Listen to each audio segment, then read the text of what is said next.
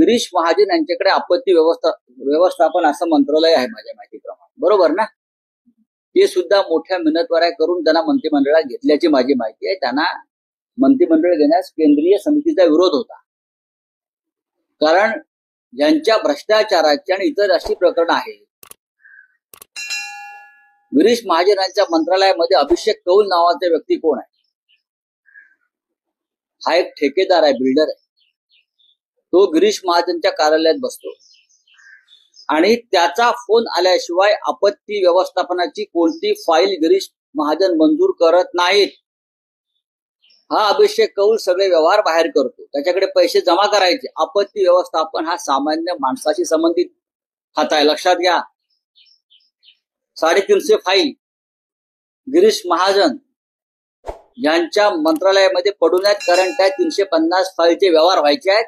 आणि सगळे व्यवहार मिस्टर फडणवीस, लक्षात घ्या मी काय सांगतोय ते, आणि सगळे व्यवहार हा अभिषेक कौल नावाचा ठेकेदार आणि बिल्डर जो नेमलेला आहे गिरीश महाजन यांनी, तो करतोय.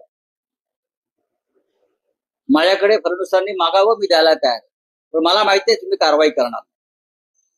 पण या राज्याला कळलं पाहिजे काय लायकीचे मंत्री फडणवीस यांच्या मंत्रिमंडळामध्ये.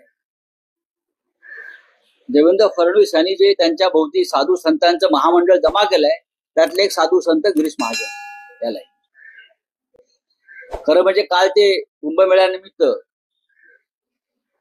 साधू संतांची बैठक होऊन अनेक साधू संतांच्या चरणस्पर्श करत होते. त्यांनी गिरीश महाजन, एकनाथ शिंदे, प्रफुल्ल पटेल हे जे ईडी पीडित जे साधू संत आहेत त्यांच्या पाया पडायला पाहिजे. या सगळ्यांमुळे त्यांना शिवसेना फुटीचा आनंद घेता आला, लक्षात घ्या. म्हणजे त्यांची तपस्या कधी पूर्ण झाली नसते. गिरीश महाजन हे फडणवीस यांच्या मंत्रिमंडळातले अत्यंत भ्रष्ट मंत्री आहेत. पुढलं काही सांगत नाही. अभिषेक कौल या माणसाच्या मंजुरीशिवाय किंवा त्यांनी व्यवहार एखाद्या फाईलचा पूर्ण केल्याशिवाय गिरीश महाजन त्या फाईलवर सही करत नाही. संजय राऊत मी ऐकलं ते म्हणाले भाजपचे दलाल आहेत, पक्ष फोडण्याचं काम हे करतात. मला संजय राऊतांबद्दल काय खरं म्हणजे संजय राऊत आपण ज्या पद्धतीने वागतात, ज्या पद्धतीने बडबड केलेली आहे आणि ज्या पद्धतीने आपण उद्धवजींना त्यांच्या शिवसेनेला त्या ठिकाणी शरद पवार साहेबांच्या मांडीवरून बसवलं, काँग्रेसच्या मांडीवरून बसवलं आणि त्यामध्ये जी दलाली केली तेवढी दलाली तर मला वाटतं आजपर्यंत कोणी केलेली नसेल. ही राजकीय दलाली त्यांनी केल्यामुळे सगळा म्हणजे पूर्ण उद्धवजींची सेना सगळी संपली. आज त्यांच्याकडे कोणी शिल्लक राहिलेलं नाही आणि मला वाटतं जर उद्धवजींनी यांना जर आवडलं नाही तर पुढे कोणीही यांच्याकडे राहणार नाही. सगळी अगदी जमीनदोस्त शिवसेना होणार आहे. आणि म्हणून मला असं वाटतं की संजय राऊत, मी तर पक्षाचा पाईक आहे. मी 35 वर्षाले 60 टर्म झाले निवडून येतोय. मी कोण आहे काय सर्वांना माहित आहे. पक्षासाठी तर मी काही करेल, पक्षासाठी मी काही करेल, पण त्या पक्षाच्या वाढीसाठी मी करेल. तुमच्यासारखा पक्षाला रसा तळाला नेण्यासाठी मी दलाली करणार नाही.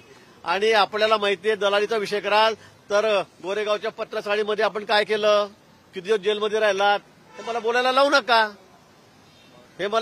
नका. बाळासाहेबांच्या विचाराला तुम्ही हिंदुत्वाला तिलांजली दिली आणि त्या शिवसेनेला उद्धवजींना खुशाल त्या काँग्रेसच्या मांडीवरून बसवलं आणि सगळी शिवसेनाच तुम्ही संपवली. आणि तुम्ही काय गप्पा करतात आणि अजूनही तुमची सगळी ही बडबड बंद झाली नाही तर मला वाटतं उद्धवजी तुमचं देवच आता भलं करो.